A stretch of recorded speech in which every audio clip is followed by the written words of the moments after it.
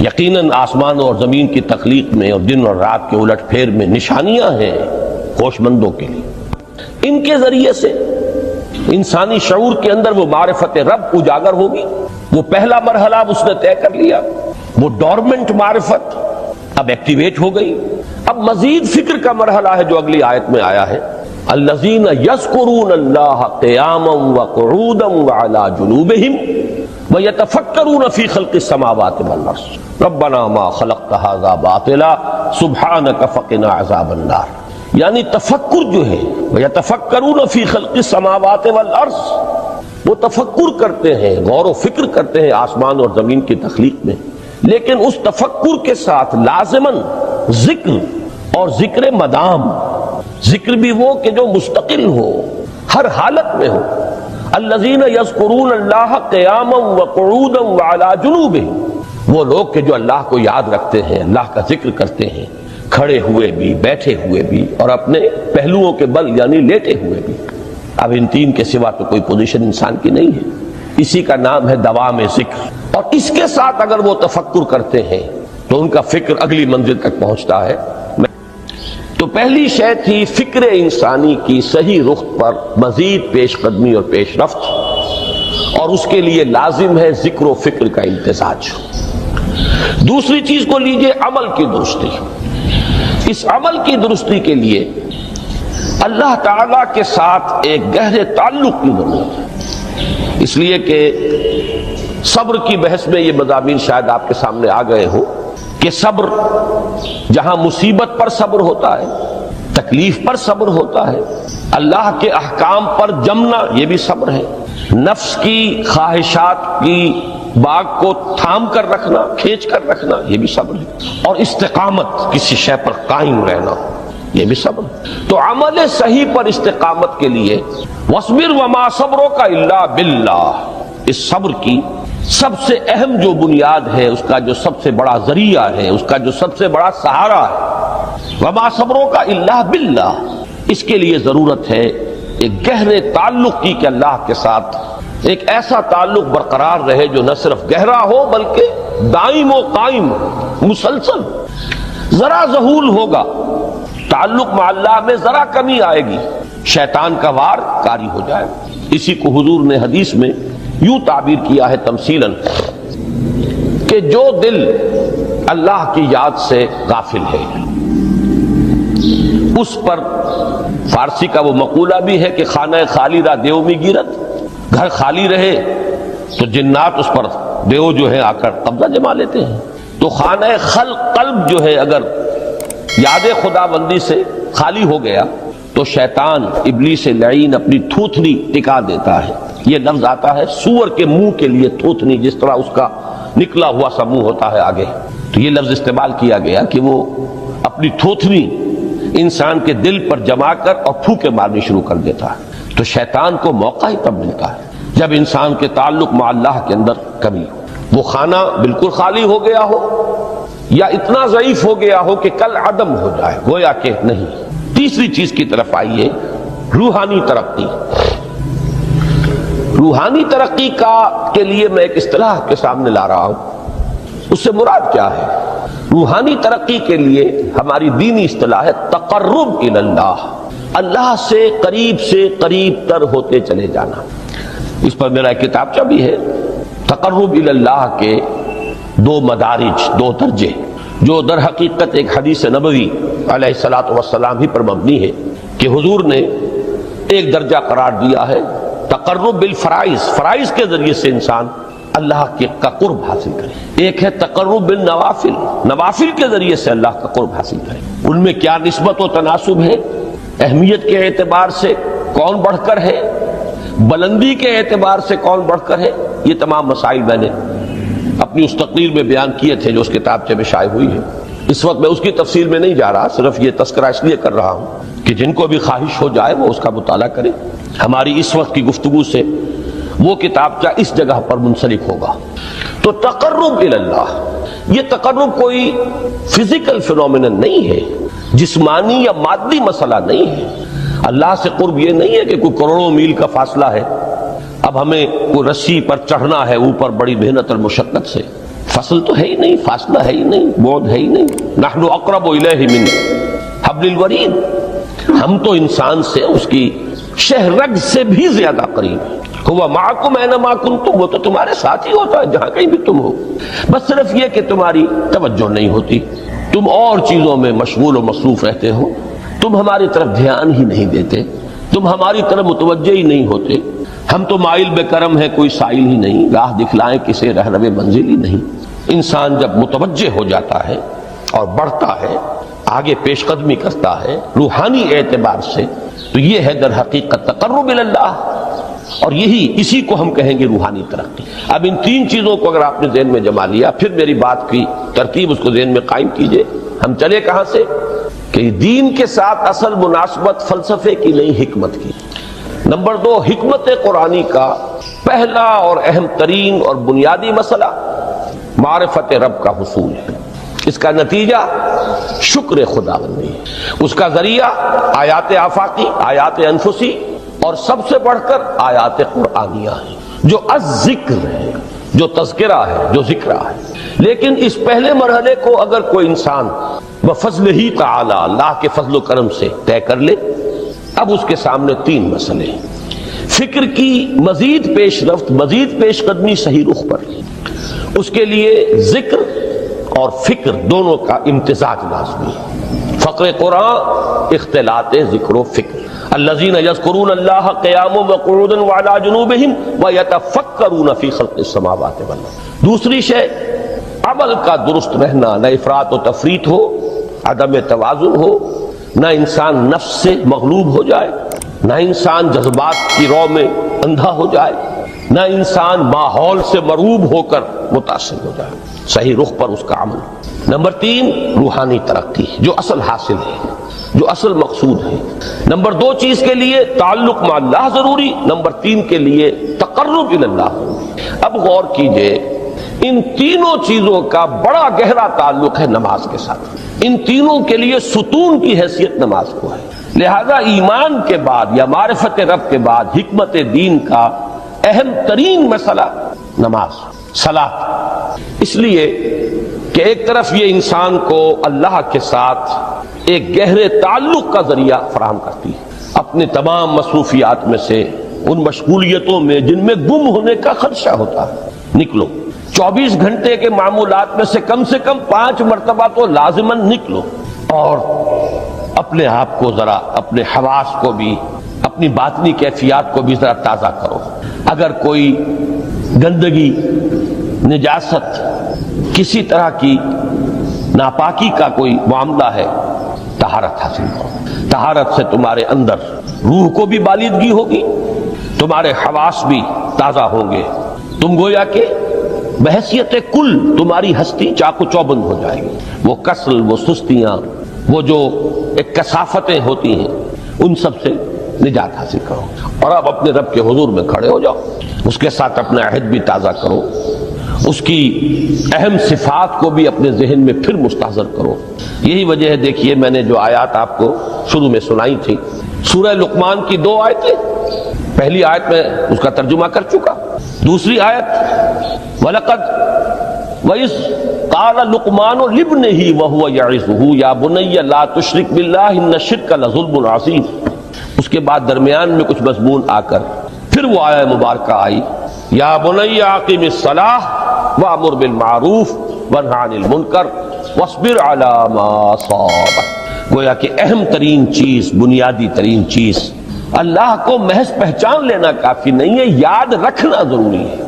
اللہ یاد رہے گا تو فکر صحیح آگے بڑھے گا. اللہ یاد رہے گا اور اس کے ساتھ ایک گہرا تعلق جو ہے برقرار رہے گا تو عمل درست رہے گا. بالکل یہی بات سورہ طٰہٰ میں جو پہلی وحی حضرت موسیٰ علیہ السلام پر ہوئی، اور پہلا مخاطبہ ہے، چونکہ حضرت موسیٰ کو یہ انبیاء کرام کے مقدس گروہ میں ایک امتیازی حیثیت حاصل ہے کہ ان سے براہ راست گفتگو ہوئی ہے، اگرچہ صرف ایک پردہ تھا، اوٹ من ورائے حجاب گفتگو ہوئی ہے، لیکن یہ کہ کوئی فرشتے کا درمیانی جو ہے وہ لنک نہیں تھا. براہ راست اللہ تعالیٰ نے حضرت موسیٰ علیہ السلام سے کلام فرمایا. کلم اللہ موسیٰ تکلیما. موسیٰ سے تو اللہ نے کلام فرمایا جیسے کہ کلام کیا جاتا ہے. تو پہلا مخاطبہ ہے، یہ پہلا مکالمہ ہے، پہلی وحی کہیے، اسی میں یہ الفاظ بھی موجود ہیں، اننی انا اللہ لا الہ الا انا فاعبدنی واقم الصلاۃ لذکری۔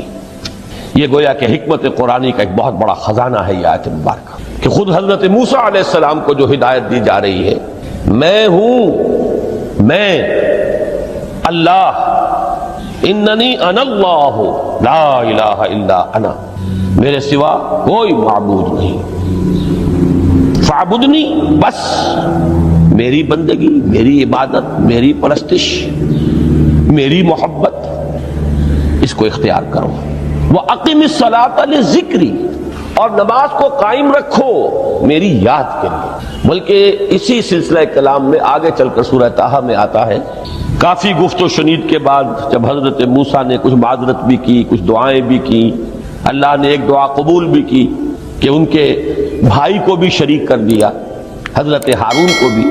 اس کے بعد پھر جب فرمایا کہ اب جاؤ فرعون کی طرف، تو اس میں فرمایا وَلَا تَنِيَا فِي ذِكْرِي، اور دیکھنا یہ جو عظیم مشن تمہارے کندھے پر آ گیا ہے، بڑا بھاری اور کٹھن ایک فرض ہے جو تم پر عائد ہو گیا ہے، اس کے لیے سب سے بڑی تمہارے پاس جو قوت کا ذریعہ ہے وہ نماز ہے۔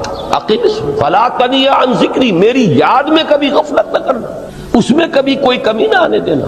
جیسا کہ میں نے عرض کیا تھا کہ جیسے ہی وہ تعلق جو ہے کمزور پڑتا ہے یا منقطع ہو جائے معاذ اللہ، تو پھر انسان گویا کہ شیطان کے لیے ایک لقمہ تر بن جاتا ہے۔ اب آپ غور کیجئے، تیسری شے تقرب الی اللہ، اس کے حوالے سے بھی جو فرائض اور نوافل کی بات ہے اس کو اس وقت ذہن سے نکال کر یہ سمجھیے کہ اس میں نماز کا کیا مقام ہے، اس لیے کہ نماز فرض بھی ہے، نماز نفل بھی ہے، وہ تو ان دونوں میں شریک ہو جائے گی۔ اب اس کو لفظ صلاۃ کے حوالے سے آپ ان دونوں چیزوں کو سمجھیے۔ صاد لام واو یا یہ چونکہ حروف علت ایک دوسرے سے بدلتے رہتے ہیں، یہ جو مادہ ہے اس کی جو خالص لغوی اصل ہے، جو خالص عربی زبان میں اس کا بنیادی مفہوم ہے، وہ آگ جلانا یا آگ تاپنا یا آگ سینکنا، حرارت حاصل کرنا۔ لہذا بار بار آتا ہے جہنم کے ذکر میں، اسلوہا، اب جلو اس میں، تاپو اس کو، یہ سینکے گی تمہیں۔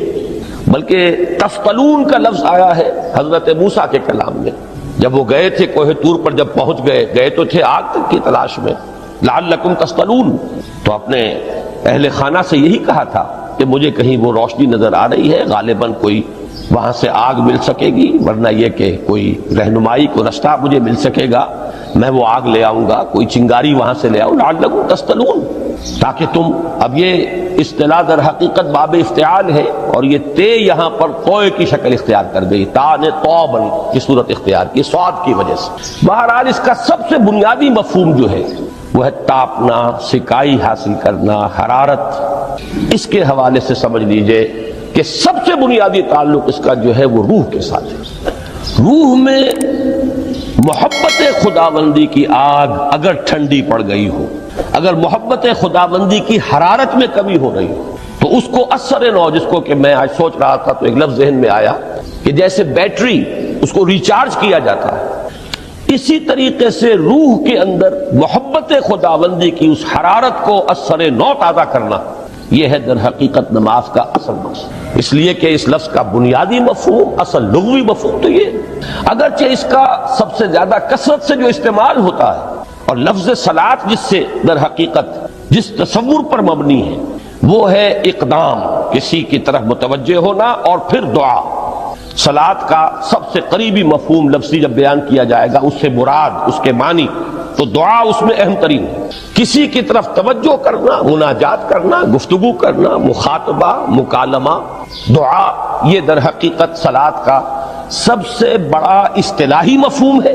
لیکن جو اس کا مادہ ہے، صاد لام واو یا صاد لام یا، اس کا اصل مفہوم جو ہے وہ تاپنا، حرارت حاصل کرنا۔ تو ان دونوں کے حوالے سے عرض کر رہا ہوں، وہ تاپنا اور حرارت حاصل کرنا وہ ہے روح کے اعتبار سے۔ وہ جو کہا اقبال نے کہ بجھی عشق کی آگ اندھیر ہے، مسلمان نہیں راہ کا ڈھیر۔ یہ عشق کی آگ جب بجھ جاتی ہے، در حقیقت یہی تو انسان کی روحانی موت ہے۔ جب یہ نہ رہے تو چاہے منطق میں بہت انسان ماہر ہو، مجھے اقبال کا ایک شعر یاد آیا تقابل کرتے ہوئے، ایک انسان محکوم اور ایک انسان حر، آزاد انسان، ان کی نفسیات میں جو بنیادی فرق علامہ اقبال نے مختلف مواقع پر بیان کیے ہیں۔ محکوم ہے بیگانہ اخلاص و مروت، ہر چند کے منطق کی دلیلوں میں ہے چالاک، تو منطق کی دلیلوں میں انسان چالاک ہو جائے اور وہ لغت ہائے حجازی کا وہ ایک خزانہ بن جائے، اسے تمام الفاظ کے معنی یاد ہو، وہ بڑے مسائل فقہ کے اسے ازبر ہو، جزیات بے انتہا جزیات جو ہے وہ مستحضر ہو، فلسفے کے بڑے بڑے مسئلے اس نے حل کر لیے ہوں، لیکن اگر روح میں وہ اللہ کی محبت کی آگ نہیں ہے، وہ تپش نہیں، بجھی عشق کی آگ اندھیر ہے مسلمان نہیں راکھ کا ڈھیر۔ اسی کے حوالے سے آج مجھے یاد آیا تھا کہ وہ جو بڑی سادہ سی ایک نظم ہے، اللہ تعالیٰ سے دعا یا رب دل مسلم کو وہ زندہ تمنا دے، اس میں بھی جو الفاظ آئے ہیں جو روح کو گرما دے اور قلب کو تڑپا دے، یہ ہے اصل جو مقصود ہے نماز کا۔ اور یہی وہ چیز ہے جیسا کہ میں نے عرض کیا تھا کہ نگاہوں سے اوجھل، یہ پہلو سامنے ہے ہی نہیں، دوسرا پہلو سامنے ہے اور وہ بھی میرے نزدیک بہت اہم ہے، بہت بنیادی ہے، اس میں کوئی شک نہیں، لیکن یہ ہے بلند ترین منزل کہ تقرب الی اللہ۔ اس کے لیے در حقیقت یہ کس لیے درکار ہے؟ روح کے اندر عشق کی حرارت اور گرمی تازہ ہوتا ہے۔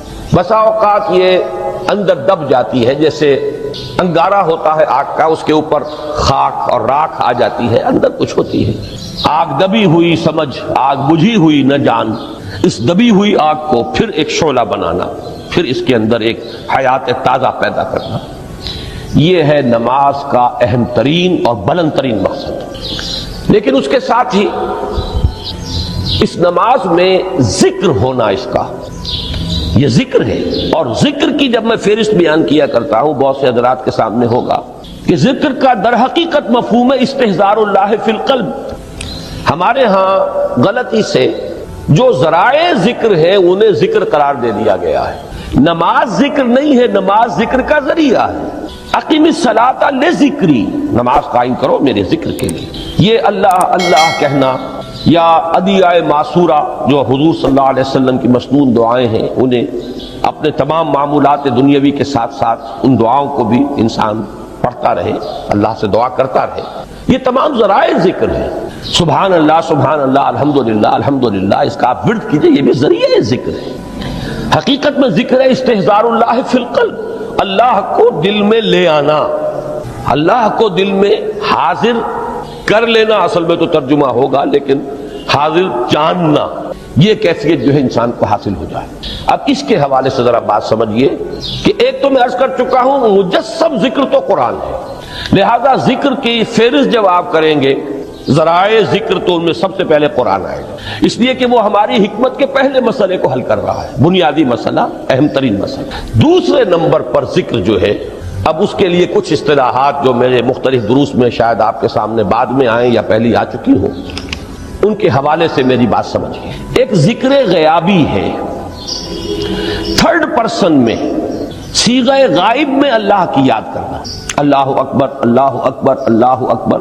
ابھی اللہ اکبر جو ہے یہ جملہ اسمیہ خبریہ ہے، ایک حقیقت کی تکرار آپ کر رہے ہیں، اللہ سب سے بڑا ہے، اللہ سب سے بڑا ہے، سبحان اللہ سبحان اللہ سبحان اللہ۔ یہ در حقیقت ذکر غیابی ہے کہ آپ اس میں مخاطب نہیں ہیں اللہ سے، ایک ذکر خطابی کہیں یا ذکر حضوری کہیں جس میں مکالمہ ہوتا، جس میں گفتگو ہوتی ہے۔ تو نماز در حقیقت ذکر حضوری اور ذکر خطابی کی بلند ترین شکل ہے۔ اس لیے میں نے عرض کیا تھا کہ نماز کے لفظ یا صلاۃ کے لفظ، یہ اصطلاحی معنی جو اکثر و بیشتر کیے جاتے ہیں وہ ہے دعا، اور دعا میں ہوتا کیا ہے؟ مکالمہ ہے، مخاطب، اے اللہ، اے میرے رب، اے پروردگار۔ پھر یہ کہ اس میں اقدام اور کسی کی طرف متوجہ ہونا، یہی وجہ ہے کہ افتتاح صلاۃ، نماز کو شروع کرنے کے لیے ایک تو وہ الفاظ جو قرآن مجید میں آئے ہیں، انی وجہت وجہی للذی فطر السماوات والارض حنیفا وما انا من المشرکین، یہ ہے توجہ کا ارتکاز، بشرطے کہ یہ صرف الفاظ ہی نہ نکل رہے ہوں، واقعتاً یہ تعبیر ہو اس وقت کی انسان کی نفسیاتی کیفیت کی، کہ شعوری طور پر وہ فیصلہ کرتا ہے کہ اب میں منقطع ہو رہا ہوں، ہر چہار طرف سے اپنی توجہ کو ہٹا کر، ہر مسئلے سے اپنے آپ کو خالی و ذہن کر کے یعنی ظاہری اور باطنی دونوں اعتبار سے میں اپنی توجہ کا ارتکاز کر رہا ہوں اس ذات کی طرف جس نے آسمان اور زمین کو پیدا کیا، اور بالکل یکسو ہو کر رہا ہوں۔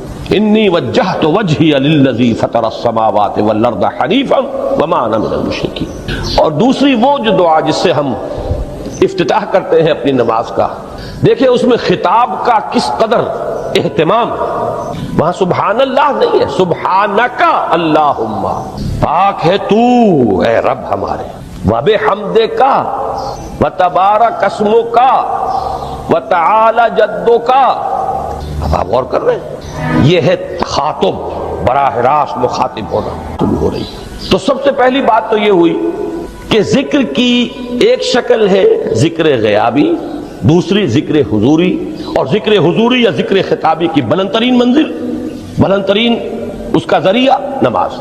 اس کو ایک پہلو سے اور سمجھ لیجئے، سورہ فاتحہ جب پھر ہم پڑھتے ہیں جسے الصلاۃ کہا گیا ہے، جو لب لباب ہے، خلاصہ ہے، اس میں پھر تدریجاً غیاب سے حضور کی طرف پیش قدمی ہوتی ہے۔ الحمدللہ رب العالمین الرحمن الرحیم مالک یوم الدین، یہ ذکر غیابی ہے، اس میں ابھی خطاب نہیں آیا۔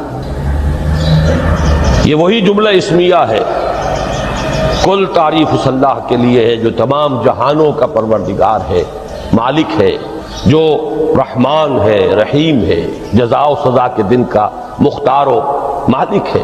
اب یہ غیاب سے حضور کی طرف، ایاک نعبد و ایاک نستعین اہدنا الصراط المستقیم، یہ ہے وہ۔ اب پہلے ایک معاہدہ ہے، ایک اقرار ہے، اعتراف ہے، وعدہ ہے، اور پھر دعا ہے، استدعا ہے کہ حضور نے فرمایا، یقول اللہ تعالی، اللہ یہ فرماتا ہے، اسی لیے اس کو حدیث قدسی کہیں گے، قسمت الصلاۃ بینی و بین عبدی نصفین، میں نے نماز کو اپنے اور اپنے بندے کے مابین آدھا آدھا تقسیم کر دیا۔ اب یہاں تک تو جملہ ہے اللہ کا، یہ ہے حدیث قدسی۔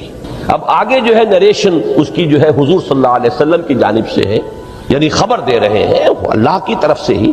ویسے تو تمام احادیث ہی گویا کہ ہم سمجھتے ہیں انسپائرڈ تو اللہ کی طرف سے ہی ہے، لیکن یہ کہ جہاں صراحت ہو کہ اللہ کہتا ہے وہ حدیث قدسی۔ تو یقول اللہ تعالی قسمت الصلاۃ بینی و بین عبدی نصفین، یہاں تک تو حدیث قدسی۔ اب دوسری عام حدیث ہے، اذا قال العبد الحمد للہ رب العالمین یقول اللہ تعالی حمدنی عبدی، جب بندہ کہتا ہے الحمدللہ رب العالمین، پروردگار کہتا ہے میرے بندے نے میری حمد کی۔ جب بندہ کہتا ہے الرحمن الرحیم، پروردگار فرماتا ہے ثنا علی عبدی، میرے بندے نے میری ثنا کی، بڑی تعریف کی۔ جب بندہ کہتا ہے مالک یوم الدین، اللہ فرماتا ہے مجدنی عبدی، میرے بندے نے میری بڑی بزرگی بیان کی ہے، تمجید کی ہے۔ پھر جب بندہ کہتا ہے ایاک نعبد و ایاک نستعین، اللہ فرماتا ہے ھذا ما بینی و بین عبدی ولعبدی ما سأل، یہ ہے میرے اور میرے بندے کے درمیان۔ یہ تو معاہدہ ہے نا، معاہدے میں تو دو فریق جکڑے جاتے ہیں، بند جاتے ہیں، یہ میرے اور میرے بندے کے درمیان ہے، اور میرے بندے نے جو طلب کیا میں نے دیا، اس لیے کہ اس میں طلب بھی تو ہے، ایاک نستعین، تیری مدد چاہتے ہیں، یہ طلب ہے، اسی کی شرح ہے جو اب آخری 3 آیتیں ہیں، پروردگار ہم تیری مدد چاہتے ہیں، پروردگار ہم تیری ہی بندگی کرتے ہیں اور کریں گے، اور تیری ہی مدد چاہتے ہیں، چاہیں گے۔